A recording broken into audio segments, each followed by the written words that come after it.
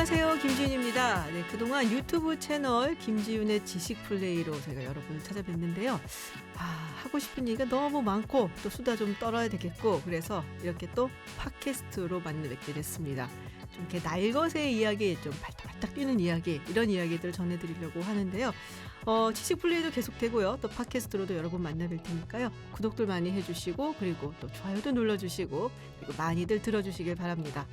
자, 오늘 출연자분들 먼저 소개를 해드릴게요. 동국대학교 정치외교학과의 김준석 교수님, 그리고 한국외국어대학교 정치외교학과의 이재묵 교수님과 함께합니다. 어서 오세요. 네, 안녕하세요. 네, 제가 이분들을 모신 이유는 이분들이 한국에 몇 안 되는 그래도 미국 정치를 전공을 하시는 그런 분들입니다. 얼마 전에 중간 선거 있었죠. 사실 얼마 전인데 저희가 지금 촬영하는 지금 날짜가 11월 10일이고요. 네, 어제 정말 뭐 여러 가지 결과들이 나오면서 정말 많은 이야기들이 있었는데 이 두 분을 모시고 한번 중간 선거 이야기, 또 한국 언론이 잘 나오지 않는 뒷이야기 이런 것들 한번 나눠보려고 합니다. 자, 일단은 이제 이재묵 교수님은 저하고 선후배 관계죠. 예. 네. 예. 반말을 안 쓰려니까 되게 어색하네요.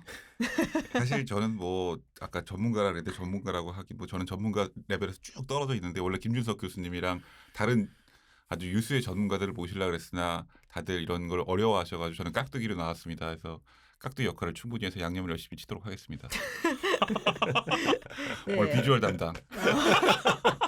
이거 꼭 넣어야겠다, 이거는. 네, 그리고 우리 김준석 교수님은 제가 잠깐 소개를 해드리자면은 2016년 그 흑역사죠, 거의 정치학계. 그러니까 모든 사람들이 힐러리 클린턴이 당선될 것이다 라고 얘기를 했을 때 거의 유일하게 아니다, 도널드 트럼프가 당선된다라고 예언을 하셨던 분입니다. 예, 그리고 2020년에 자신 있게 얼굴 크게 내밀고 트럼프가 된다 그랬다 틀렸습니다. 2016년에는 안 실어줬는데 2020년에 실어버리는 바람에. 이쯤 되면 이제 트럼프 좋아하는 거죠. 예, 그래서 의심받고 있어요. 근데 우리 저 김준석 그건 교수님 아닌데. 대단한 게 검색해도 많이 나오는 게 그 요새도 미국에서 보면은 조 맨친 때문에 필리버스터 얘기 많이 나오잖아요. 한국에서 아마 정치학자 중에 한국말로 필리버스터 논문 쓴 사람은 우리 김준석 교수님밖에 없죠, 맞죠? 예. 2010. 아니요, 근데 최근에 꽤 많이 논문들이 그런데 나왔습니다. 제일 먼저 쓴 사람, 예, 그죠? 필리버스터 역사, 뭐 제도 발전 이런 거 해가지고 되게 어려운 거 쓰셨던데 맞습니까? 그렇죠. 근데 연구가 점점 쌓이니까 그전 논문 안 찾아보시는 게 좋습니다. 더 좋은 연구들이 되어 있기 때문에. 불태우고 싶고 막 진심하게 내가 심정을 안 되니까 분석계율을. 이렇게 잘 모르면서 이런 걸 썼단 말이야? 그러시면 당황하죠. 네. 자, 그러면 이제 본격적으로 우리 미국 중간선거 이야기를 나눠볼게요. 한국에도 관심이 많으세요. 그러니까 이게 뭐 아무래도 이 결과에 따라서 증시도 움직이고 또 앞으로 뭐 우리 외교 정책은 어떻게 되는 건가, 무슨 영향이 있을까, 이런 얘기들이 많은데 일단 중간선거 결과 잠깐 말씀을 드리면 하원은 공화당이 가져갔습니다. 지금도 사실 카운팅을 아직 하고 있고 완벽하게 결정이 안 났기 때문에 몇 대 몇이다라고 말씀을 드리긴 좀 어렵지만 대충 한 223대 뭐 212 정도. 아니면 거기서 이제 왔다 갔다 플러스 마이너스 뭐 한두 석 정도인 것 같고요. 상원은 아직 결정이 안 났어요. 지금 이제 네바다주에서 누가 이제 과연 이기느냐에 따라서 만약에 네바다주를 민주당이 가져가게 되면은 그냥 그걸로 사실은 끝나는 거고, 네바다주를 공화당이 가져가게 되면은 이제 조지아주가 두 후보 모두 50% 그러니까 과반을 당선하지 못했기 때문에 이제 결선 투표를 12월 6일에 하게 됩니다. 그래서 아직은 결정이 안 난 상태인데 일단 그거부터 여쭤볼게요. 누가 이긴 겁니까, 김준석 교수님? 이긴 사람은 디산티스고요. 저는 민주당이 이겼다, 공화당이 이겼다 평가하기 좀 어렵다는 생각이 들고요. 민주당 같은 경우에는 사실상 중간선거에 선전은 한 거죠. 하지만 2024년 민주당의 미래를 봤을 때 과연 이게 적절한 좋은 거였나라는 측면에서 봤을 때는 좀 약간 좀 중간적인 입장을 취하게 되고요. 그리고 아마 디산티스가 가장 성공하고 승리한 사람이라 생각이 들고 트럼프가 가장 실패한 사람이 아닐까라는 생각이 듭니다. 전 개인의 차원에서 말씀드리겠습니다. 승리자는 디산티스, 예, 그러니까 플로리다 주지사. 예. 그리고 민주당은 약간 갸우뚱. 예. 네, 바이든 대통령 싫어하시나 봐요. 가뜩이나 트럼프 지지자를 오해를 그쪽이네. 완전 그쪽이네. 네, 그리고 이제 트럼프 전 대통령은 이번에 상당히 좀 타격이 크다. 예, 좀 어려운 처지에 몰렸다고 생각이 듭니다. 네, 우리 이재묵 교수님은요? 제가 보기에는 객관적으로는 누구의 승리도 아니겠지만은 주관적으로는 각자 다 자기가 이겼다고 할 선거인 것 같아요. 오늘 그 바이든 대통령 인터뷰하는 거 보면 표정이 상당히 밝아요. 좋던데 아주. 그게 결국 뭐냐면은 정말 대패할 줄 알았는데 음. 생각보다 선전한 거예요. 하원도 생각보다 의석을 많이 뺏기진 않았어요. 맞아요. 그리고 주지사 선거도 오히려 오늘 봐서는 굉장히 선전을 많이 했거든요. 뭐 메릴랜드 같은 데는 또 가져왔잖아요. 또 보면은. 그쵸. 그러니까 그렇게 보면 또 괜찮아. 거기다가 또 생각할 수 있는 게 역대 미국 중간 선거에서 대통령이 그 처음 재임했을 때 중간 선거에서는 거의 다 졌잖아요. 보면 다 졌죠. 최근에 거의 다 이긴 졌죠. 적은 아마 2002년도에 조지 W. 그죠. 부시. 부시가 이제 그거는 이제 9/11 9/11 때문에 그랬죠. 근데 네. 그거 외에는 사실 뭐 98년도에 클린턴도 있었지만은 정말 이기기 힘든 선거고 또 거기다가 인플레이션에다가 너무너무 악조건이기 때문에 이걸 져 이랬는데 공화당은 조금 좀 약간 좀 그랬던 게 아닌가 하는 생각이 들고 민주당은 생각보다 기대보다 뭐 여론조사 다 좀 이따 얘기하겠지만 다 그렇게 나왔으니까 그랬던 게 아닌가 하는 생각이 드는데요. 한 40석 가져갈 거라고 예상들을 했었더라고요. 공화당에서. 근데 그거에 비하면 정말 사실은 못 미치는 성적을 거둔 거고 상원 같은 경우도 막판에 막 올라갔었어요. 공화당이. 그래서 아리조나도 이제 뺏긴다. 민주당에서는. 그리고 네바다는 뭐 예전역에 뺏길 거라고 생각을 했었고 이렇게 접전일 거라고 생각을 못 했죠. 조지아도 그렇고 펜실베니아도 뭐 거의 뭐 제 생각엔 한 9월 지나오면서부터는 공화당 넘어간다 그랬는데 지금 의외의 결과가 났단 말이에요. 그러니까 바이든 대통령은 지금 이제 싱글벙글 막 기자회견을 하고 있는 것 같고 트럼프 전 대통령은 이제 신경질 냈다라는 네, 집에서 뭐 멜라니아 여사한테도 막 소리 지르고 네. 화내고 누가 걔를 거기다 넣으라 그랬어. 예. 자기가 넣었지. 솔직히 말하면 네, 그런 이야기들 지금 들려오고 있는데 예측하셨어요?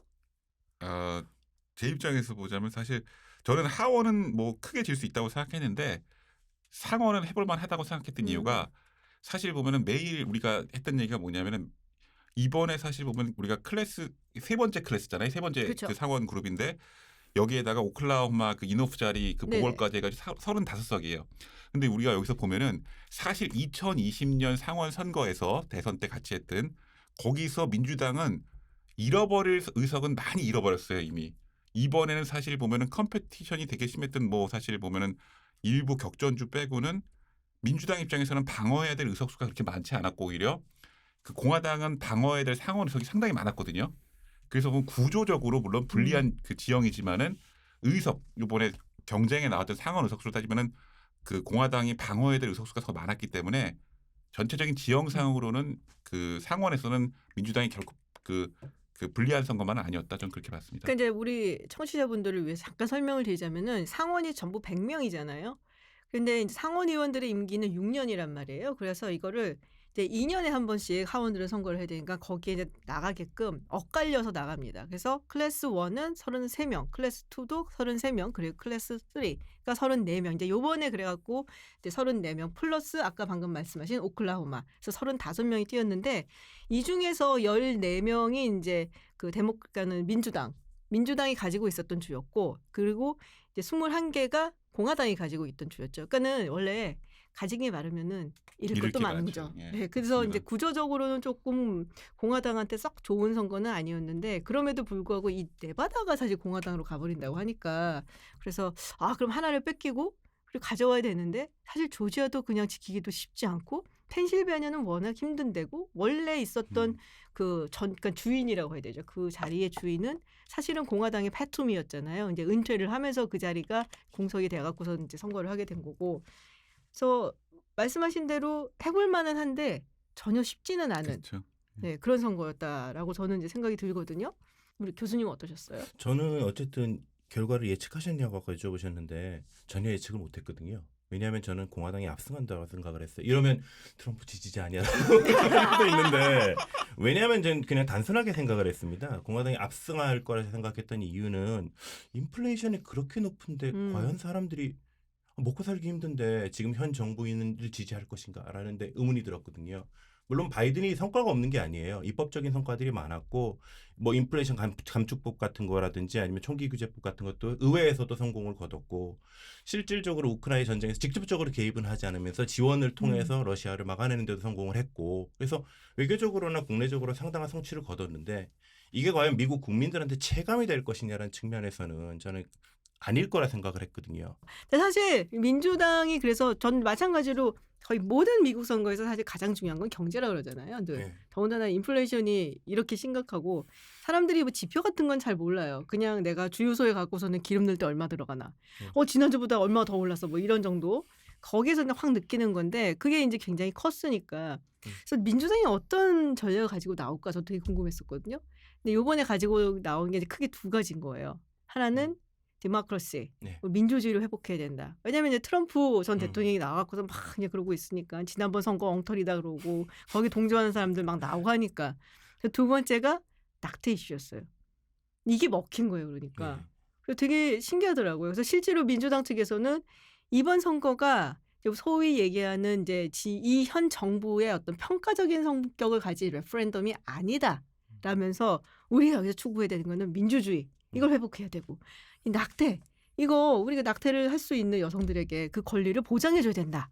이거 갖고서는 했는데 이게 은근 먹혔던 게 펜실베니아 같은 경우 그 출구 조사를 보니까 가장 중요한 이슈가 뭡니까? 라고 이제 물어봤을 때 전국에서는 낙태 이슈가 2위였는데 펜실베니아에서는 1위였어요. 그러니까 이게 먹힌 거야. 그래서 어떻게 보면은 이제 민주당이 그런 이제 표를 여성표를 굉장히 잘 파고 들었다. 그리고 본인들의 전략이 잘 먹혔다라고 볼 수가 있는 게 아닌가라는 생각도 들더라고요. 저도 민주당이 상당히 전략을 잘 짜고 네. 왔다는 생각이 들고 저는 민주당이 그런 전략을 그 임신 중단이라고 하는 사안을 정책을 제일 앞에 내세웠을 때 저거 실수하는 게 아닌가라는 생각이 들었거든요. 왜냐하면 선거를 정책 이슈가 어찌 보면은 부상하는 경우는 거의 드문데 정책 이슈 그것도 먹고 사는 문제가 아니고 저쪽 공화당에서는 인플레이션이라는 문제를 얘기를 하고 먹고 사는 문제를 얘기를 하는데 이쪽에서는 임신 중단을 이야기한다. 저거 실수하는 게 아닌가라는 생각이 저도 들었거든요. 근데 저만 실수한 게 아니라 오바마도 절대로 허튼 소리를 하지 않는 오바마도 파드 세이브 아메리카라고 하는 팟캐스트 방송에 나가서 이야기를 했는데 좀 두리뭉실하게 돌려서 얘기를 했죠. 일반 유권자들은 그 정책에 고민하지 않는다. 내 가족, 내 직장, 먹고 사는 문제 얘기를 하기 때문에 정책 중심보다는 우리 당도 좀 더 먹고 사는 문제에 좀 생활 밀착형으로 접근해야 된다는 이야기를 넌지시 돌려서 얘기를 했거든요. 근데 저는 이번 선거를 보면서 와 임신 중단 이슈 때문에 어찌 보면 이렇게까지 소위 말하는 민주당 베이스가 동원이 된다고 그리고 이게 선거 결과를 좌우한다는 측면에서 정치학자로서 좀 오만했던 거죠. 정책이라는 것이 어찌 보면 좌우하지 못한다라고 하는 게 제가 가졌던 착각이었던 것 같고 그래서 좀 반성을 하고 있고요. 그리고 재미있는 선거였던 것 같은 생각이 드는데 과연 이 어버션 이슈를 계속해서 끌고 갈 수 있을 것인가라는 거는 잘 모르겠습니다. 중요한 문제였던 건 맞고 많은 사람들이 그 부분에서 간과를 했던 건 맞고요. 민주당이 전략을 정말 잘 짰다고 정말 잘 짰다고 생각이 들어요. 그렇군요. 근데 저는 되게 이제 방금 전에도 말씀드렸지만 이 펜실베니아가 굉장히 흥미로웠거든요. 저는 여기 넘어갈 줄 알았어요. 그냥 공화당에. 근데 여론조사 결과도 계속 그렇게 나왔고 근데 여론조사 얘기가 나와서 말인데 어쩜 이렇게 다 틀려요? 미국은 왜 이러는 거예요 도대체? 우리는 그래도 얼추 맞아 떨어지는 편인데? 네이트 실버가 되게 머리가 아플 것 같아요. 네이트 실버가 맛이 간 지가 한참 됐어요. 2016년부터. 예. 이게 결국은 이게 보면 왜 이렇게 여론조사가 못 맞추냐 그러면 결국은 뭐 제일 쉽게 얘기하는 건 우리 아까 얘기했지만 뭐 샤이 트럼프 옛날에 얘기했었죠. 보면 사람들이 과연 솔직하게 얘기하느냐 누굴 찍을지 이런 것도 있겠지만은 사실 보면 중간 선거 투표율 같은 게 이번엔 좀 높을 거예요. 근데 일반적으로 한 50% 이렇게 밑돌잖아요. 보면 그렇죠. 근데 이렇게 될 때 과연 여론조사에서 과연 그렇게 투표를 실제로 참여하는 사람들하고 참여하지 않는 사람들을 정확하게 다 캐치할 수 있을 것인가 이런 것들이 굉장히 어려울 것 같고 또 보면은 뭐 여러 가지 보면은 워딩이라든지 너무나 많은 단체들이 우후죽순처럼 하잖아요. 그러니까 그러다 보니까 우리 뭐 교과서에 나오는 얘기처럼 여론조사의 그 표지보차, 비표지보차 얘기하는데 워딩부터 해가지고 어떻게 샘플링을 하느냐 이런 것들이 쉽지 않은 것 같아요. 근데 뭐 네이트 실버의 538 같은 경우 거기는 완전 지금 망신당해갖고 한국 언론에서 제일 많이 따거든요. 그거를 또 워낙에 대명사니까. 저도 네. 딱 하면 여론조사 하면 네이트 실버 나오고 뭐 퀸이팩 몇 개 나오지만은 사실 그치. 보면은 예. 그러니까 2012년 뭐 요럴 때 엄청 잘 맞췄었기 때문에 그래서 여론조사 하면 거기 그리고 이제 이 네이트 실버가 하는 건 사실 여론조사만 모아갖고 보여준 게 아니라 그걸 자기네들 모델링을 해갖고 그 안에 넣어갖고 추출을 해내는 거잖아요. 값을. 그러면 당연히 턴아웃이 얼마가 될지, 그러니까 투표율이 얼마가 될지 이런 거 계산하고서 넣었을 텐데 어쩜 이렇게 계속 돌리냐고 2016년부터. 그래서 아 이거는 상당히 좀 문제가 되겠다라는 생각이 들었고 예전에 2016년에 CNN에서 트럼프 대통령이 당선됐을 때 되게 신경질 냈었어요. CNN에서 여론조사 회사들한테 다 망해야 된다고 막 소리 지르고 요번에 퍽스에서 되게 신경질 내더라고요. 여론조사 회사들한테. 그래서 아 자꾸 이렇게 틀리면 근본적으로 뭔가 이 사람도 뭔가 좀 긴장을 하긴 해야 될 것 같아요. 이게 굉장히 그러니까요. 큰 인더스트리인데 보면은 네이트 실버 참고로 아버지가 음. 미시간 유립대학 정치학과 교수였어요. 아 진짜요? 네. 어. 예전에 봤어요. 맞을 거예요. 아마. 네이트 실버는 시카고 대학 정치학과가 나왔고 그 그리고 아버지가 에이스버 그리고서는 MIT 나왔을 걸? 그죠. 그 아버지가 네. 근데 미시간 주립대 스테이트 MSU 교수더라고요. 보니까 아. 어려서부터 아마 좋은 환경에 자란 것 같아요. 근데 그게 뭔 상관이에요, 그 도대체. 제가 반박자 정도 좀 늦게 또 끼어들어서 말씀을 드리자면 저는 펜실베니아 선거를 얘기하시다가 여론조사로 넘어가는데 다시 펜실베니아 선거로 끌고 오면요. 네. 펜실베니아 선거에서 패배한 이유 중에 저는 후보자 요인이 크다고 생각해요. 그쵸. 왜냐하면 그건 트럼프가 누가 마흐메트 오즈를 추천했어라고 뭐 화를 냈대잖아요. 그거랑 동조하는 건 아닌데 이 마흐메트 오즈라는 사람들을 찾아보니 이 사이트에서 찾아보니까 정말 기괴한 일들이 많더라고요. 왜냐하면 어떤 일단 이분에 대해서 좋은 이야기를 하자면 여러분들 한번 책장을 한번 뒤져보시면 내 몸 사용 설명서라고 하는 책이 있을지도 몰라요. 들어본 것 같은데요. 그러니까 한동안 되게 베스트셀러라서 건강 코너에 베스트셀러로 있었고 시리즈들이 있어. 내 몸 다이어트 설명서 이런 식으로 책이 많이 나왔고요. 그리고 이 사람이 1억 달러 이상을 가지고 있는 부자로 알고 있어요. 그리고 저명한 콜롬비아 대학 교수였고요. 그리고 뭐 오프라 인프리 쇼에 나와가지고 건강 상담도 해주고 이렇게 해야 된다는 얘기도 하다가 자기 이름으로 오즈 쇼라고 해서 의학 쇼 같은 걸 런칭을 해서 인기를 많이 끌었습니다. 이분이 좀 기괴한 부분이 되게 많아요. 일단은 대한의학을 좀 신뢰하는 경향이 있어서 건강보충제 이거 먹으면 좋다라고 했는데 이게 의학적인 근거가 없다라고 밝혀지기도 하고요. 그리고 닥터 파우치에 대해서 해고해야 된다라고 얘기를 하고 2020년에는 무슨 얘기를 했냐면 트럼프가 그 당시 혹시 기억나실지 모르겠는데 매일 2시간씩 나와가지고 온갖 가지 이야기를 다 했어요. 그냥 기자회견에 코로나 바이러스에 대해서 맞아요, 걱정하고 맞아요. 있는 사람들을 안심시키겠다고 2시간, 3시간씩 중계를 했는데 그 트럼프가 그때 기억나실지 모르겠는데 하이드로클로로킨이라고 하는 네. 약 기억나실 겁니다. 네. 그게 아. 뭐냐면 말라리아 치료제인데 음. 트럼프가 이거 먹으니까 코로나가 낫더라. 이거 한번 먹어보면 좋겠다라고 계속해서 얘기를 했잖아요. 근거 없는 걸 밝혀줬는데 이 사람이 닥터 오즈인데 그거를 옹호했어요.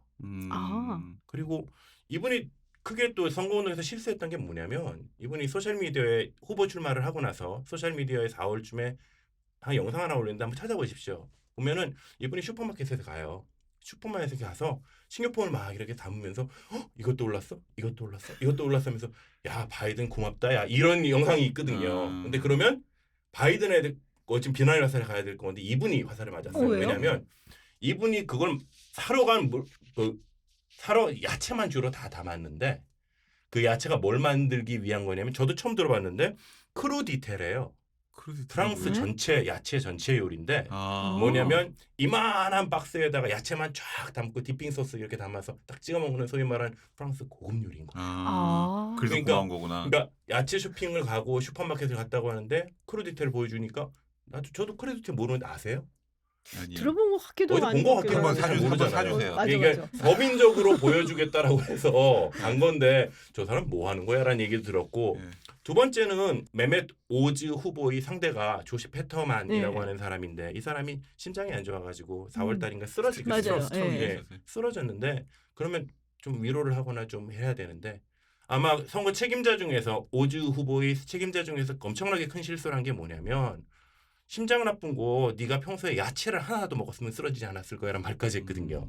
그러니까 이게 거의 트럼프과 후보였다. 그러니까 선거 캠프의 잘못이긴 하지만 어찌 보면 저 사람 뭐야라고 하는 생각이 들 정도로 실수들을 많이 했기 때문에 저는 후보자의 문제가 좀 크지 않았나 생각이 들고 제가 말이 좀 길어지지만 한 가지만 더 말씀드리자면 트럼프식 선거운동의 문제라고 실패라고 생각이 들거든요.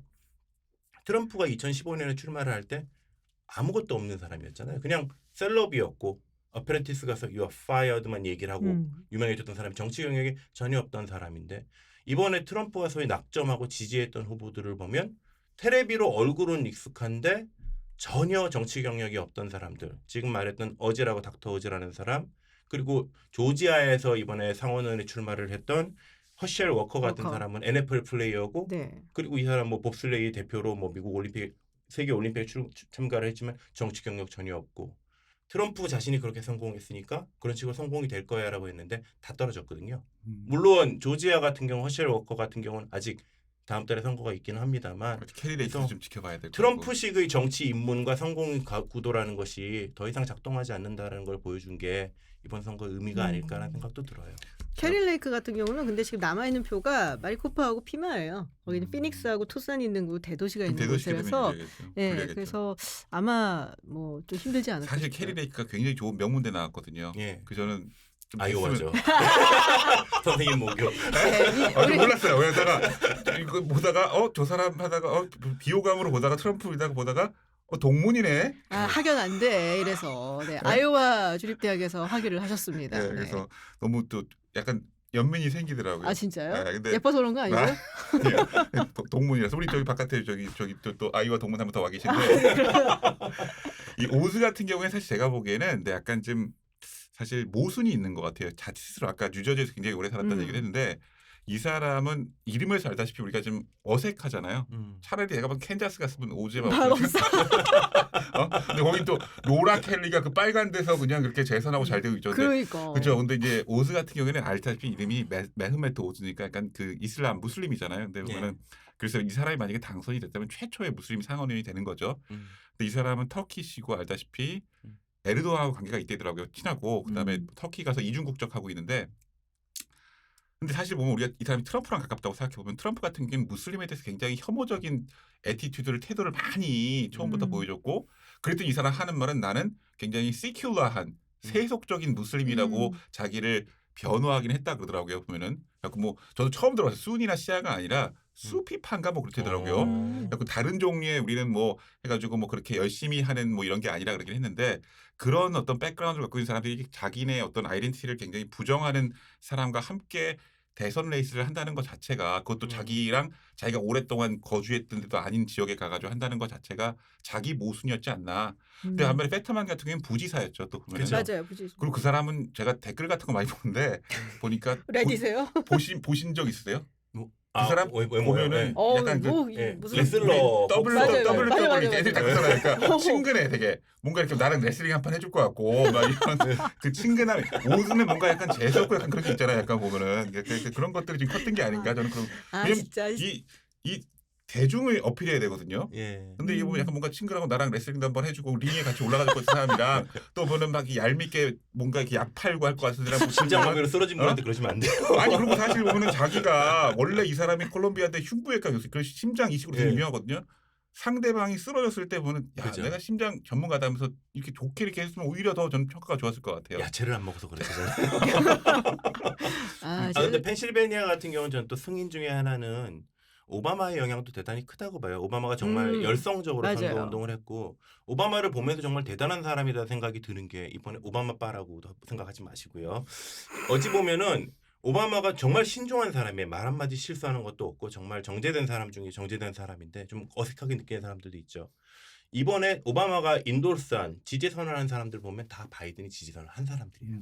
그러니까 절대 전면에 나서려고 하지 않았고 바이든이 인도스한 사람들만 오바마가 인도스를 했고 오바마가 요청을 받아서 선거운동을 제한적으로 했는데 주로 펜실베니아 쪽을 돌아다녔거든요. 그래서 자기가 전면에 나서지 않으려고 했던 거죠. 그래서 오바마의 역할이 상당히 크지 않았나라는 생각이 들고 저는 아직까지도 민주당이 바이든 당이라기보다는 오바마에 가깝지 않을까라는 생각이 들어요. 매력적이죠. 그렇죠. 오바마면 아직도 아이콘 같은 존재죠. 예. 민주당에서. 바이든이 펜실베니아에 좀 덜 갔으면은 페터만이 쉽게 겠을 것 같아요. 저는.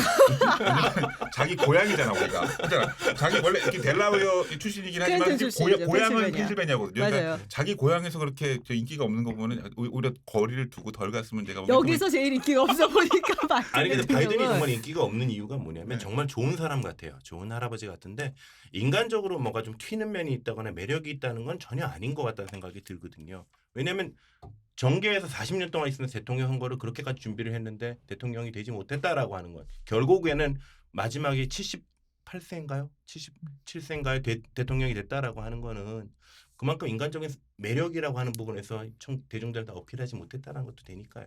그리고 전 대통령이 오바마였어요. 그렇죠. 누가 이겨 그거를 솔직히 말해서. 네. 지금 뭐 굉장히 이제 펜실베니아부터 해 갖고서는 엄청나게 많은 이야기들을 했는데 이분 얘기를 안 할 수가 없어요. 트럼프 전 대통령. 요번 이제 선거 결과를 보면은 아주 기대에 못 미치고 사실은 아까 우리 김주석 교수님 말씀하신 것처럼 굉장히 큰 타격이 있을 거다라는 거잖아요. 그러면서 이제 급부상한 것이 또 아까 말씀해 주신 드산티스. 요번에 플로리다 주지사로 당선이 된 인물이죠. 네. 드산티스가 인제 간혹가다 언론에 나왔는데 사실 한국에 소개는 많이 안 됐어요. 엄친아더만요. 그렇죠. 네. 이름이 일단은 좀 평범하진 않죠. 그러니까 이탈리아계 그 이민자 가정에서 론 태어났고요. 드산티스죠. 그렇죠. 그렇죠. 풀네임은. 그리고 보면은 우리가 이분이 보면은 학벌이 굉장히 훌륭해요. 보면은 우리가 미국에서 다른 대학은 몰라도 야, 예일 대학교랑 학벌부터 터지냐.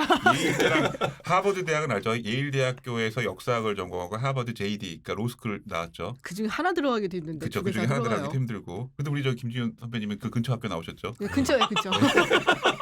그렇죠. 그리고 나서 이제 저기 뭐냐 해군에 가서 그것도 우리 막 들어봤던 네이비스 이런 데도 몸을 담고 2007년도에 이라크 전쟁에도 파병됐었어요.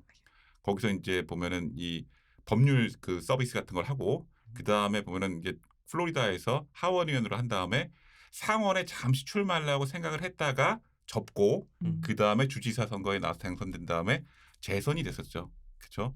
근데 이 사람 보면은 뭐 몸도 좋고 보면은 군 경력도 화려하고 그다음에 학벌도 좋고 요번에 선거에서 흥미로웠던 거는 사실 다른 데는 막 뭐 개표하고 있는데 거의 가장 먼저 아마 당선을 확정지었던 걸로 저는 기억합니다. 네. 그 표 차이가 어마어마했어요. 맞죠. 20 네. 거의 20% 포인트 차라서 이게 아마 이제 플로리다에선 사실 그 정도로 나오진 않았거든요. 지금은 플로리다가 완벽하게 공화당주로 보이긴 하지만 사실 뭐 2010 뭐 한 2년 정도까지만 하더라도 이 플로리다는 공화당 말고 민주당도 가져갈 수 있는 주고 충분히. 그래서 항상 굉장히 중요한 주다. 스윙 스테이트다 예전에 우리 얘기했었는데 보면은 뭐야 부시 대통령 때 2000년 때 그 플로리다 그 개표도 우리가 기억을 하죠. 네, 사실 보면은 근데 미국 남부는 저희 보면은 항상 보면은 뭐 이민자들이 많고 그럴 거라 생각하는데 그 플로리다 같은 경우는 아무튼 쿠바에서 넘어온 그렇죠. 그 베네수엘라나 이런 데서 넘어온 그 히스패닉들이 많다 보니까 아무래도 자기네들이 여기를 넘어왔다는 건 그만큼 사회주의나 그 독재 체제에 대해서 굉장히 부정적인 생각을 많이 하고 있기 때문에 민주당에서 그렇게 친근한 히스패닉들은 아니기 때문에 그런 결과들이 나오는 것도 있겠죠. 그렇죠. 그리고 제가 조금만 덧붙이자면 이분의 승리 자체가 압도적인 것도 있지만 그전 선거와 비교했을 때 엄청나게 크게 승리했기 때문에 이분 그 디산티스 주지사의 승리가 어찌 보면 좀 부각되는 것 같다는 생각이 드는데 이분이 2018년에 선거를 치렀을 때는 상대 후보랑 0.4% 차이였거든요. 겨우 그거밖에 안 났어요? 예, 그밖에 안 났었어요. 0.4%밖에 안 났는데 그래서 다시 재카운트를 했죠. 다시 재검표를 해가지고 당선이 겨우 됐던 사람이 4년이 지나서 갑자기 100만 표가 넘게끔 그리고 상대 후보를 20%나 넘게끔 압승을 한다. 그리고 그동안 웬만해서는 민주당의 플로리다에서는 아성이라 불렸던 마이애미 데이드 카운티를 맞아요. 갖다가 거기 뺏겼죠, 민주당이. 찾아왔다라는 측면에서 소위 말하는 보수들한테는 희망 같은 존재가 돼버렸죠. 그래서 검증이 일단 들어가긴 했어요. 뭐냐면 이분이 아까 말씀하셨던 것처럼 예일 대학교를 역사학교를 나왔거든요. 그리고 1년 쉬는 동안에 교사 생활을 1년을 했는데 그리고 하버드 로스쿨을 들어가는데 얼마 전에 그 신문을 보니까 그때 배웠던 학생이랑 인터뷰를 하더라고요. 왜? 제대로 배웠냐, 뭐 이러면서 경험이 어땠냐, 뭐 이상한 게 없어, 뭐 이런 식으로 검증이 들어가기 시작을 하고, 그러니까 이분에 대한 검증 그리고 또 얘기가 나오는 것 중에 하나가 이라크 파병을 갔다 하지만 1년 만에 돌아왔다더라, 뭐 이런 얘기도 나오기 시작을 하니까 검증의 칼이 벌써 들어가기 시작했다는 건 그만큼 대선 후보로 급부상했다는 얘기도 되겠죠. 그 트럼프 대통령이 막 뭐라고 했잖아요. 예. 예. 나쟤 뭐 지저분한 거 많이 아는데 말할까 말까 막 이러면서 벌써 네. 경계하고 있죠. 그러니까. 네. 트럼프 근데 말은 참모들도 좀 가려들으라고 얘기할 정도로 얘기하니까 그게 화제가 되니까. 날것의 언어로 막 비방하고 네. 있어요 지금 보면은. 제가 비하인드 스토리 안 나오는 이야기들 그러니까 제가 기사를 읽은 것들을 말씀을 드리자면 뭐냐면 이분이 2022년 9월에 좀 재밌는 일을 해요. 뭐냐면 베네수엘라 불법 이민자 50명을 플로리다에서 모아서 전용기를 태워서 매사추세츠에 있는 마샤스 빈야드라는 데로 보내줍니다. 거기 완전 고급 휴양지인데요. 여기 좀 오바마 대통령 집인가 뭐 아니면 별장인가 있고요. 예전에 오바마 거기서 축제하다가 마스크 벗고 축제했던데 거기 아니에요? 모르겠어요. 근데 그런 엄청난 것 같다. 맞아 부자들. 맞아. 그런 것 같다. 난리 났잖아요. 자기네 막 그러니까 춤추고 막. 제가 모르는 이유는 엄청난 오바마 부자들이 한갑 때. 살고 갈 수가 없기 때문이죠. 그죠? 엄청난 휴양지고. 아, 난 그리고- 가봤어요. 아, 가보셨어요? 아니 뭐 가는 건 어렵지 않아요. 근데 이게 왜 보냈냐 하면 이게 보면은 불법 이민자들이잖아요. 이게 일종의 쇼맨십 같은 거거든요. 플로리다 주의 예산이 불법 이민자 이송 예산이 약 1,200만 달러가 잡혀 있는 게 있는데 그중에 60만 달러나 드린 거예요. 우와. 이민자 한 사람당 불법 이민자 한 사람당 12,000불씩 드린 거니까 음. 계산을 하면 이게 한 1,600, 700만 원 정도 되나요? 그래서 60만 달러면 거의 7, 8, 10억 가까이 되는 돈인 것 같은데 그거를 들어서 보냈는데 비판이 많죠. 야 불법 이민자 니들 왜 글로 보내느냐 하고 할 때 이 디산티스라는 사람이 그들이 원했다. 우리는 좋은 라이드, 좋은 운송 시설을 제공을 했다라는 식으로 뭐만 시켰는데 불만 같은 걸 터뜨린 거죠.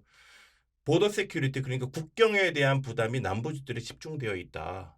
그리고 이에 대한 쇼맨십으로 부자들 한번 당해봐라 라는 식으로 보여준 거고 실제로 당해봐라가 중요한 게 아니라 그거를 보고 있는 보수 청중들이 중요했던 거고 보수 청중들이 박수를 막 칠 정도로 보수계의 스타라가 될 수 있는 쇼맨십까지 좀 갖춘 사람이니까 어찌 보면 트럼프를 위협할 수 있는 2024년에 트럼프를 위협할 수 있는 아주 중요 인물이 그러네요. 아닐까라고 그 생각을 합니다. 머티리얼이 딱 있네요. 어떻게 보니까. 근데 사실 이제 미국 사람들이 이 매사추세츠 사람들 되게 얄미워하거든요. 예. 재수없다 그러고 예. 엄청 잘난 척하기 때문에 있어봐서 제가 조금 아는데 예. 좀 그래. 그리고 이 약간 그거 있잖아요. 미국에서도 뭐 샴페인 좌파, 예. 뭐 리무진 좌파. 그렇죠. 그러니까는 우리는 고귀한 인권이니 뭐 환경이니 이런 이야기를 막 하고 있고 그러면은 이제 우리는 그러면은 공장에서 일하는데 뭐 거기다 대놓고서는 환경을 막 보호해야 된다 그러면 그럼 공장 문 닫으라는 거야? 막 약간 이런 식으로 올 수밖에 없거든요. 그렇죠. 그러니까 불법 이민자 니들 관용을 베풀어야 돼 얘기를 하고. 그러면 니네 우린 집에 이유를 옆에 해야 하려고 되는- 그래. 뭐 약간 이런 니들이 거죠. 살아봐. 라는 그렇지. 식으로 쇼맨십으로 50명을 그냥 잘 사는 동네에 보내버린 거예요. 북부로. 그죠? 그건 정말 쇼맨십인 거죠. 근데 참 아까도 처음에 우리 얘기했지만 그 민주당 입장에서는 이번 결과가 오히려 약이 되기보단 그 독이 될 수도 있고 그죠. 2년 후에 예. 그 공화당 입장에서는 약이 될 수 있는 게 디산티스 같은 경우에는 사실 그 약간 좀 그래도 좀 젊고 예. 그 조금은 좀 몇 트럼프를 년생이에요? 이게 제만 이 사람은 78년생 저랑 비슷한데 아닌데 그런 걸 떠나서 이제 좀 젊은 유권자들 44세죠. 그죠. 젊은 유권자들 그다음에 트럼프를 싫어하고 공화당 지지하는 사람들 입장에서 확실한 대안이 생겼다는 거 그게 굉장히 좋은 것 같아요. 근데 만약에 그 민주당 같은 경우에 이번 이렇게 어중간한 결과를 가지고 그렇죠. 이 바이든 말고 다른 대안을 세울 충분한 어떤 그런 그 옵션이 있는가 이게 참 고민이 될 것 같아요. 근데 이 정도 결과 나왔으면 사실 민주당에서는 바이든 대통령 물러나란 말은 못해요. 그러니까요. 네, 이게 사실 중간 선거 그냥 역사를 통해서 봐서도 나쁘지 않았거든요. 상당히 그렇죠. 잘 방어를 한 잘했죠. 거여서 이 정도 나왔으면은 바이든 대통령이 막 진짜 마음만 있으면 그냥 대선 출마가기예요. 42년생인가 그렇지 않나요? 42년생이에요. 그러니까 지금 보면은 내후년이면은 미국 나이로 할 때 82세에 가까운데 그때 4년을 더 하면은 그래서 부통령을 갈았으면 해. 이런 말 하면 안 되나? 네, 갈 생각을 하지 않을까 싶기도 해요. 너무 존재감이 없죠. 너무 존재감도 없고 예. 딱 이제 일반 국민들이 봤을 때 당연히 그 생각을 해야 되거든요. 바이든 대통령이 과연 끝까지 남아 계실까? 그러면 뭔가 굉장히 좀 뭐라 해야지? 이렇게 그렇죠. 신뢰가 가는 예. 믿을만한 그리고 젊은 에너제틱한 이런 이제 사람이 대충 와야 되는데 그때 이제 좋아하셨던 부트지지 같은 사람이라든지 예를 들면 예. 되게 지금도 부트지지. 교통부 장관 아닌가요? 맞아요, 교통부 교통부 장관이죠. 장관이에요. 예. 근데 아직 교통부 장관으로서 존재감을 보이고 있다는 생각은 별로 안 들고요. 오히려 내각에 들어갔던 게 독이 아닐까라는 생각을 좀 하거든요. 저는 그래서 개인적으로는 가장 매력적인 민주당 후보라고 예, 그죠. 생각해요. 네. 네. 또 그 동성 애자죠 게이시죠, 그죠? 게이시죠. 결혼을 했죠. 동성 결혼을 동성 했죠. 결혼을 했죠. 남편이 그리고 뭐 계십니다. 남편이. 오픈리 게이시고 되게 근데 뭐 워낙에 훌륭하신 인물도 좋으시고 되게 믿음이 가는 얼굴이잖아요. 지금 출신이 인디애나주다 보니까 보수적인 미드웨스트에서도 그렇게 막 거부감이 있지는 않은 것 같아요. 그러니까 워낙에 그러니까 엄친아예요. 그쵸? 사실은 네. 모든 엄마들이 가지고 싶어하는 아들인 거야. 공부도 기가 막히게 잘해. 하버드 대학교 나왔어. 그리고 이제 로즈 그 스칼라. 로즈 스칼라서 옥스퍼드 대학에 이제 보내주는 정말 똑똑한 사람들만 꼽아서 보내주는 이제 로즈 스칼라십이 있잖아요. 뭐 예를 들면 빌 클린턴 전 대통령이 막 받아서 가기도 했었고 코리 부커 상원의원도 사실 받아서 가기도 했었죠. 그런 사람들이 가는 거 뽑혀서 갈 정도로 정말 뛰어난 사람이고 군대도 이라크 맞아요. 다녀오지 않았어요? 네, 이 이라크 사람이 다녀왔어요. 제가 알기로는 시장인가 부시장 할 때 중간에 맞아요. 잠깐 휴직을 시장할 하고 때 막 중간에. 군대를 맞아요. 갔었죠. 난 군대 그래서 가야겠다 그러고 굉장히 갔었어요. 멋있어요 제가 보기엔. 근데 또 재밌는 게 보면은 이 사람이 저는 아까 그 동성애 뭐 게이 얘기했었잖아요. 보면 이제 그렇다고 과연 이게 약점일까 저는 그런 생각이 하는데 저는 오랫동안 그 미국에서 그 게이 뭐 동성 세임섹스 매리지라든지 이런 거에 대한 여론을 봤는데 미국에서 우리가 2015년 판례인가요? 보면은 뭐 맞아요. 주별로 뭐 네. 각각 세임섹스 매리지를 찬성하기 전 2015년 판례로 이제는 뭐 문제가 없잖아요. 근데 거기다가 또 보면 또 우리가 좋은 게 이번에 매사추세츠주에서 여성 맞아요. 저기 뭐냐 그 주지사. 레즈비언 그 최초의 여성 주지사면서 동시에 최초의 그 레즈비언 주지사가 나왔거든요. 그러니까 제가 보기엔 공화당이든 민주당이든 아주 진짜 보수적인 기독교 보수주의들 빼고는 저는 그렇게 미국 사람들이 적어도 동성애 문제에 대해서는 그렇게 막 갈라져 있다고 저는 생각하지 그러니까 않습니다. 약간 그 이슈가 끝났다라고 봐야 되나요? 좀 예. 미국에서는 그거에 대해서 뭐 찬반이 물론 아직도 있기는 하지만 이것 때문에 안 돼 막 예, 이런 저는 게 그거는 뭐 약간 걸림돌은 좀 덜해진 것 같고 이미 2020년에도 사실은 그게 있었어요. 그러니까 이 부티지지가 이제 남편도 있고 성소수자고 뭐 이런 것 때문에 그 보수적인 인디아나랑 미드웨스트 이 어머니들한테 어떻게 어필이 될까 이걸 물어보고 다녔는데 생긴 것도 너무 아들같이 생겼어요. 그렇죠. 아들같이 생기고 말 잘 듣는 아들. 맞아 말 잘 듣는 아들 우리 아들 말고 예. 말 잘 듣는 아들처럼 생겼어요. 진짜 예. 딱 얼굴 보면은 이거 예. 가름마도 이렇게 다 단정하게 까고 있고 예. 그러니까는 뭐 할 수 없지 막 네. 약간 이런 리스폰스를 받는 거에서 아 이 제가 사람은 보기엔 웬만한 된다. 이성애자 부부보다도 육아도 잘할 것 같아요. 제가 보기엔 돈 잘 키울 것 같고 굉장히 저는 이 사람을 호감으로 저는 참고로 저기 이성애자거든요. 근데 근데 굉장히 되게 좋게 보고 되게 네. 저는 사실 어디 딴 데서도 저는 인터뷰할 때 보면은 그 24년 대선에 누가 나왔으면 좋겠냐 민주당에서 할 때 저는 부티지지를 많이 좀 뭔가 젊은 느낌이 있잖아요. 그쵸. 보면은. 근데 저는 여기 좀 딴지를 걸자면 이제 선거 자체가 중간 선거 자체가 의미가 없어진 게 아닌가 생각이 들고요. 중간 선거도 대통령 선거 같이 된 것이 아니냐. 이번 선거를 보면 패거리 싸움 같아요. 민주당 대 공화당 패거리가 뭉쳐서 싸우는 것 같다는 생각이 드는데 왜냐면 이번에 CNN4를 나온 걸 봤거든요. 그러니까 민주당 성향이라고 자신이 밝힌 사람은 민주당을 96%가 찍었고 자기가 공화당 성향이라고 밝힌 사람들은 96% 공화당을 찍었단 말이에요. 신기한 게 중도라고 자기를 밝혔던 3분의 2 전체의 3분의 1이 49대 47로 딱 반으로 갈라졌어요. 그러니까 보통 중간 선거라고 하면 보통은 중도층이 결정한다고 하거든요. 그래서 무당파 중도층이 결정한다라고 하는데 그래서 2018년 선거 같은 경우에는 트럼프에 대해서 이 중도층이 크게 움직여서 심판을 내렸다고 얘기를 하거든요. 근데 이번에는 절반으로 딱 갈라진 걸 보면서 과연 부통령 후보가 누가 되건 간에 어찌 보면 새싸움처럼 돼버린 이 선거에서 작용할 수 있을까에 대해서 좀 저는 약간 회의적입니다. 저는 그래도 좀 다른 게 사실 보면 아까도 전 초반에 말씀드렸지만은 어차피 양극화돼 있고 그 다음에 누가 누구를 찍을지 어떤 집단들 뭐 여성이냐 아니면은 뭐 히스패닉이냐 블랙이냐 아니면은 민주당 지지자냐 이런 사람들이 누구를 찍을지는 알아요. 근데 문제는 이 사람들이 선거판에 나와서 투표를 하느냐가 중요한데 그렇죠. 맞아요. 근데 그 카멜라 해리스 같은 사람이 과연 그 사람들을 진정성 있게 과연 그 투표장으로 이끌 수 있는 그 호소력 뭐 이런 게 있는가 그게 저는 어려운 것 같아요. 결국에는 그게 되게 중요하잖아요. 내가 이 사람을 너무 좋아해. 이 정당을 음. 너무너무 좋아해. 랑 싫어서 미치겠어. 도저히 얘가 되는 꼴은 못 보겠어. 이제 이런 사람들이 나오는 거거든요.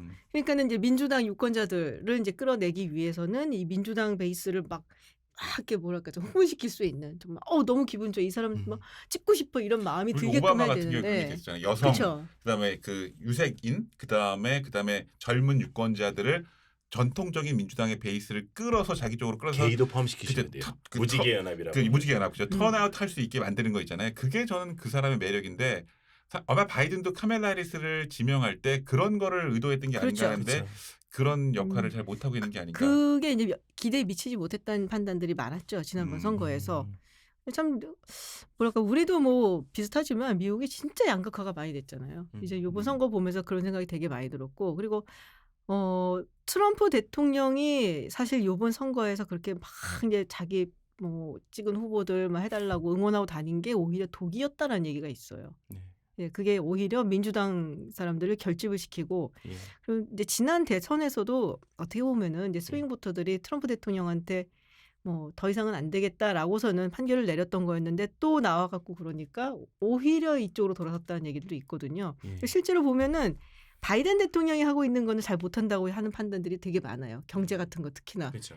예, 그리고 우리가 이제 쉽게는 뭐 approval, disapproval 해갖고 뭐 되게 잘하고 있다, 혹은 못하고 있다라고 하지만 잘 못하는 것 같다.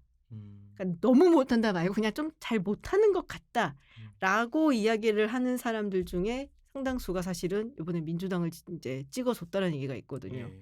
그러니까는 지금 현 상황이 마음에는 안 드는데 옛날로 돌아가고 싶진 않다. 이제 그런 얘기들을 좀 하고 있는 것 같아요. 그래서 그런 면에서 봤을 때 트럼프 전 대통령은 상당히 조금 힘든, 예. 네, 이렇게 좀 우리가 hard to swallow라고 얘기를 하잖아요. 예. 좀 이제 굉장히 좀 속상한 결과가 아니었나 싶은 생각이 들어요. 근데 저는 자꾸 민주당이 위기다라 얘기를 해서 공화당 원이 되는 것 같은데. 됐어요, 이미. 네. 왜냐하면 왜 민주당이 위기라고 생각하는 이유는 뭐냐면 일단 경제 상황이 나아질 것으로 보여지지는 않고요. 별로 밝은 빛이 보이지는 않는 데다가 이번에 제가 뉴욕주 같은 경우 보고 전국적인 소위 말하는 민주당 후보와 공화당 후보의 격차 같은 걸 좀 봤거든요. 캘리포니아나 뉴욕주의 선거 결과는 아무도 안 보잖아요. 결과가 뻔하니까 안 보는데 이번에 뉴욕 주지사 같은 경우에 어찌됐든 케이시 호출이라고 하는 민주당 후보가 당선이 나 되긴 한국 사람인 줄 했습니다만 알았어. 호출이라고. 김호출 씨요. 왜냐면 앞에 퍼스트 네임 안 나오고 네. 그냥 그 호출만 계속 나오니까 아니 우리 호철이가 어디가 나가? 맞아요. 근데 딱 백인 아주머니가 나오세요. 깜짝 놀랐는데 근데 5%로 이겼어요. 어찌 보면은 막판에 뭐 결집이 없었다라고 하면 거의 20년 만에 뉴욕 주지사가 뺏길 수 있을 정도로 5%의 간명한 차로 이겼거든요. 게다가 뉴욕주에서 연방 하원의 선거 결과를 제가 한번 봤는데 이게 정말 재밌습니다. 왜냐하면 26개의 선거구였거든요. 26개 가운데에서 민주당이 15개 가져가고요. 공화당이 11개 가져갔습니다. 그러면 민주당이 앞서고 있는 거 아니야? 생각할 수 있잖아요. 근데 2018년에는 어땠느냐? 그때는 27개석이었거든요. 공화당이 6개밖에 못 가져왔어요.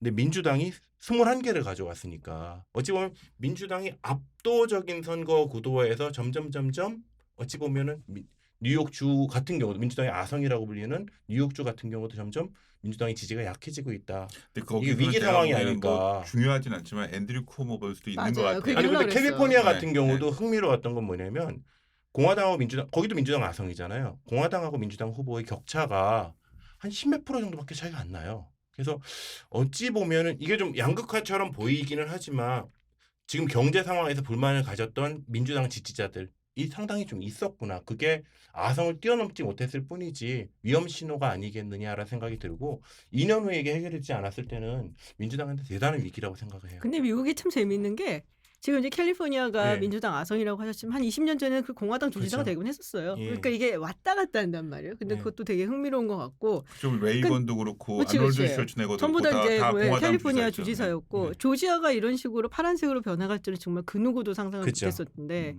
그래서 그런 것도 상당히 재밌는 것 같고 그래서 그런 얘기를 하더라고요. 우리가 이제 보통 뭐 대선이라든지 이런 거 있으면은 뉴햄프셔라든지 뭐 이게 경선을 할 때는 그리고 오하이오 같은 경우 오하이오가 결국에는 뭐 뭐랄까 된다 뭐 그러면 이제 바로미터가 된다라고 얘기들 하는데 이제는 그렇게 얘기를 안 하거든요. 그렇죠. 오하이오는 전체 미국에 비해서 너무 하얗고 너무 나이가 많고 그러니까는 이걸 잘 제대로 대표하지 못한다라는 얘기를 하면서 지금 이제 새롭게 사실은 이제 현재 이제 변해가는 미국을 대표한다라고 볼 수 있는 데는 아리조나 같은 곳 그렇죠. 네, 그런 곳을 이야기를 하고 있죠. 그래서 미국이 확실히 얼굴이 변해가고 있다는 건 맞는 것 같아요. 그런 면에서 공화당이 더 유리했지 아니면 민주당이 더 유리했지 저는 사실 잘 모르겠어요 아직은. 뭐 앞으로 2년 남았으니까 지금 미리 예단하지 마시죠. 개인적으로 나중에 근데 또 후회할라. 언론들은 지금 뭐 민주당이 뭐 이겼다라고 얘기를 하고 있잖아요. 근데 네. 저희는 그렇게 보고 저는 그렇게 보고 있지는 않은 입장이라서. 예. 근데 이번에 이제 아무래도 전 세계가 뭐 이목이 집중을 했었던 전 세계 이제 주의가 집중이 됐었던 그런 선거다 보니까 한국에서도 엄청 많은 보도가 있었는데 자, 제가 이제 두 교수님들 나오셨으니까 하나 여쭤볼게요. 한국의 그 언론 보도 이런 중간 선거나 또 미국 대통령 선거에 대한 언론 보도를 보시면서 아 저거 아닌데 왜 자꾸 저런 말하지? 뭐 이런 거 없으셨어요? 이재목 선생님이 좀 말씀해 주시면. 저는 뭐 그런 건 아닌데 뭐 사실 아무래도 우리는 미국 선거를 바라볼 때 한국의 시각에서 보거든요. 그렇죠. 그죠? 아무래도 방송에 나오는 패널리스트들은 한미 관계라든지 미국의 어떤 그 동북아 정책 예를 들면 뭐 인태 전략 뭐 이런 거 하시는 분들이 그 맥락에서 누가 되면 대북 전략이 어떻고 뭐 그 대한반도 이것 하시는 분들이 나서 하는 얘기들이 많고 또 보면은 자꾸 보면은 미국 중간 선거 결과를 그 원인도 뭐 원인도 보면은 뭐 러시아라든지 아니면 뭐 중국 우리 뭐 외교 정책에 관련해서 자꾸 설명하려고 그런다든지 아니면은 뭐 북한 인권이라든지 북한 문제 뭐 가지고 설명하려고 그러는데 우리 시각으로 너무 이걸 보려 그러는 게 아닌가. 물론 그것도 어느 정도 필요하긴 한데 근데 이제 미국 선거 같은 경우에는 미국의 눈으로 봐야 되지 않을까. 근데 그런 부분에서 보려면은 우리 언론도 좀 거기 내부를 좀 깊이 그 안에서 볼 수 있는 사람들이 좀 들어가야 되지 않을까 그런 생각을 했습니다. 사실 뭐 저 같은 경우에도 오늘 이제 그 팟캐스트 나오라 해가지고 엄청 열심히 준비했거든요. 근데 머리가 부서질 것 같아요. 아주 너무나 많은 정보를 간만에 이렇게 업데이트하느라고. 예? 근데 이게 과연 그렇게 짧은 시간 안에 될 수 있는 것인가 그런 생각이 들어요. 이게 예. 그 아까 말씀하셨 저도 이재목 교수님 의견에 100% 동의를 하는 게 우리 바램 같은 게 투영되는 게 아닌가 생각이 예. 들거든요. 특히 인플레이션 감축법 같은 게 개정이 될 것이냐, 예. 전기차 보조금이 우리 한국에서 만들어진 자동차에도 적용될 수 있는 것이냐 얘기를 하는데 사실 그거랑 별로 관련이 없거든요. 없죠. 예. 왜냐하면 일단 미국 정가에서 동북아에는 관심이 있을 수는 있는데 한국이란 나라에 대해서 그렇게 관심이 많지 않다라고 하는 부분들을 우리는 우리는 왜 관심을 안 가지지라고 생각을 하지만 그쪽에서 봤을 때는 큰 관심을 보이지 않는다라는 게 첫 번째고요. 그리고 증시가 어떻게 움직일 거다라고 이야기를 하는데 의회 권력이 하원은 공화당으로 움직인 거고 상원은 그대로 있더라도 대통령은 민주당이잖아요. 그러면 사실상 법안이 어떻게 바뀌는데 일단 교착 상태, 입법 교착이 일어나는 건데 그럼 크게 바뀔 게 없다는 얘기거든요. 그러면 증시가 움직이는 건 어찌 보면 이 선거 결과라기보다는 아까 말씀드린 어제 뭐 메타에서 해고를 한다든가 이런 식으로 경기가 안 좋아진 신호가 아닐까에 반응을 하는 것이지 이번 중간 선거 때문에 선거가 그 증시라든가 이런 것들이 반응하는 것 같지는 않아서 우리 관심사에 대해서 보도를 하시는 것이겠지만 아무래도 선거와는 맥락이 좀 맞지 않는 것들이 많은 것 그렇죠. 같다. 그러니까 저는 생각이 듭니다. 예전에 되게 답답했던 게 2018년 이런 선거 때 이제 트럼프 전 대통령이 그 당시에 뭐 김정은 위원장을 만난다 뭐 이런 얘기 막 하고 이럴 때였잖아요. 그때 네. 이제 한참 이제 중간 선거에 나서서 그거를 이제 내세웠고 업적으로 해서 뭐 표를 끌어올려 한다 때 미치겠는 거예요. 미국 사람들의 95%는 북한이 어디 있는지도 모르잖아요. 네. 관심도 없고 그리고 대통령 선거에서도 사실은 외교 정책은 거의 예. 미미한 영향력밖에 없는데 아니죠. 심지어 중간 선거에서 그게 무슨 영향력이 있겠냐고. 근데 그런 얘기들을 너무 많이 하시는 거 보고 그래서 되게 답답했어요. 그래서 그게. 그리고 근데 뭐 지금 그런 건 있더라고요. 아까 그 처음에 그때 그 미조리 테일러 많이 얘기했는데 아마 제가 택시 타고 오는데 방송에서 그게 나오더라고요. 네. 뭐라 그러냐면은 뭐 민주당은 우크라이나 국경에 가서 막 자원을 낭비하고 있는데 우리의 관심사는 우리와 그 미국의 남부 국경 있잖아요. 너무나 많은 이민자들이 들어오고 있는데 왜 정책을 엉뚱한 데가 쓰고 있냐 해가지고 정말 외교 정책이 안 중요할 수도 있지만은 네. 공화당 그런 가운데서도 그런 거마저 국내 정치로 가져와 가지고 우리의 문제를 풀어보려고 그러는 뭐 그런 건 하긴 하더라고요. 할 얘기가 굉장히 많은데 자 이제 뭐 마지막 이야기를 좀 해봐야 될 것 같아요. 이번엔 정말 역대급으로 돈도 많이 썼고 정말 중요한 인물들 셀럽들 다 튀어나왔고 그래서 굉장히 뭐랄까요 우리가 좀 눈여겨봤는데 이번 선거로 인해서 미국에 어떤 변화가 있을까요? 일단 제가 봤을 때는 바이든 대통령이 저는 레임덕이라고 생각을 하는데 입법 정치라고 이야기를 하죠. 의회를 통해서 뭔가를 할 수 있는 것은 아무것도 없을 것이다라는 생각이 듭니다. 특히 공화당 강경파가 장악을 한 상황에서 하원 의회를 통해 입법을 통해서 무슨 뭐 아젠다를 갖다 법으로 만든다든가 이런 건 안 될 것 같다는 생각이 비토 있잖아요, 들고. 비토. 그러니까 비토는 서로 할 수 네. 있겠지만 안 될 것이고 다행인 건 만약에 민주당이 상원을 가져간다고 했을 때에는 바이든 대통령이 임명하는 직을 그렇죠. 갖다가 어떻게 어려움이 생기거나 이러지는 않을 것 같다는 생각이 들어서요. 그래서 바이든 앞으로 2년을 한번 제가 생각을 해보면 이분이 국내 정치보다는 오히려 국외 정치에서 국제 정치에서 뭔가를 앞세우고 업적을 쌓고 싶지 않을까라는 생각이 좀 들었어요. 왜냐하면 국내에서 할 수 있는 게 없고 만약 재선을 만약 노린다라고 했을 때는 미국 국민들한테 보여줘야 될 게 있을 거 아니에요. 그게 아마 오바마 같은 경우에는 뭐 여러 가지가 많았겠지만 어찌 보면 바이든 대통령 같은 경우는 국외 정치에 좀 더 많이 관심을 가질 것 같고 그게 한반도이면 좋겠지만 그렇지 않을 경우 아마 이란 쪽이 되지 않을까라는 섣부른 예측은 한번 해봅니다. 그 대북 정책이 어떻게 변하겠느냐라는 질문을 예. 많이들 한다고 우리 PD님이 저한테 말씀을 하시더라고요. 근데 대북에 관해서는 뭐 똑같아요. 민주당이나 공화당이나 별로 북한에 대해서는 뭐 크게 변하지 않을 것이고 지금 사실은 굉장히 탑 프라이어티도 아니에요. 그렇죠. 뭐 우리 미국 대사님께서는 탑 프라이어티라고 얘기를 하셨지만 네, 뭐 제가 보기엔 별로 그런 것 같지 보이지 않아서. 자, 우리 이재목 교수님은 뭐 사실 이 상원 결과가 나와야 되겠지만은 지금이랑 비슷하게 가지 않을까 하는 생각이 들고요. 그러니까 뭐 바이든도 표정이 밝았던 게 아닌가 하고요. 우리나라 입장에서는 아까 IRA 얘기하셨는데 뭐 거기에 뭔가 변화가 있지 않을까 하는 생각이 들긴 하겠죠. 근데 왜냐하면 또 사실 보면은 뭐 우리는 사실 IRA 얘기할 때 보면은 뭐 전기차 보조금 얘기 많이 하죠.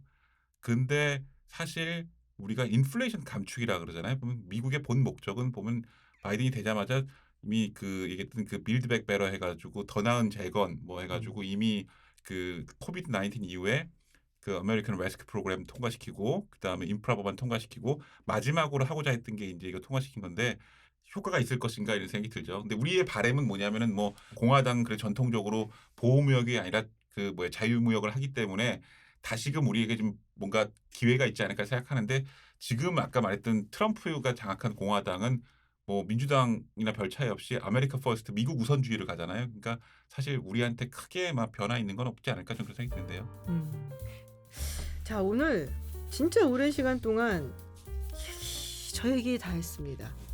네, 여기서 편집이 돼야 될 얘기도 있어 보이기도 하고 뭐 여러 가지로 굉장히 많은 얘기를 했는데 사실 뭐 이런 얘기를 뭐 관심이 있으신 분들도 있으실 거고 뭐 미국 정치 우리랑 머니까 별로 관심이 없는 분들도 계시겠지만 조금 더 깊이 얘기를 한번 해보고 싶었어요. 그러니까 한국에서 이제 보도되고 있는 여러 가지 뭐 미국 선거라든지 정치 이야기가 약간 너무 피상적인 게 아닌가라는 생각이 들어서 그래서 오늘 두 분을 모시고 정말 미국 국내 정치에 관심이 있으신 분들을 모시고 이번 중간 선거 어떻게 보는지 또 어떻게 봐야 하고 우리한테는 어떤 영향이 있을지를 조금 이야기를 해봤습니다.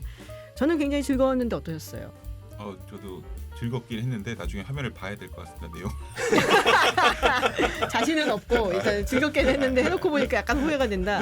네, 우리 김준석 교수님은? 네, 저도 너무 재밌었습니다. 네, 그러면 두 분 다 모두 즐겁고 재밌었다고 얘기를 하시니까 언제 또 한 번 더 모셔갖고 미국 정치 이야기를 나눠보는 걸로 하죠. 네, 오늘 팟캐스트 사실 첫 시간인데요. 어떻게 들으셨는지 모르겠습니다. 앞으로도 조금 더 깊이 있는 이야기 그리고 좀 더 길게 나눌 수 있는 이야기들을 가지고 여러분들과 함께 이야기 나눠보도록 하겠습니다. 감사합니다. 지금까지 김지윤이었습니다. 감사합니다.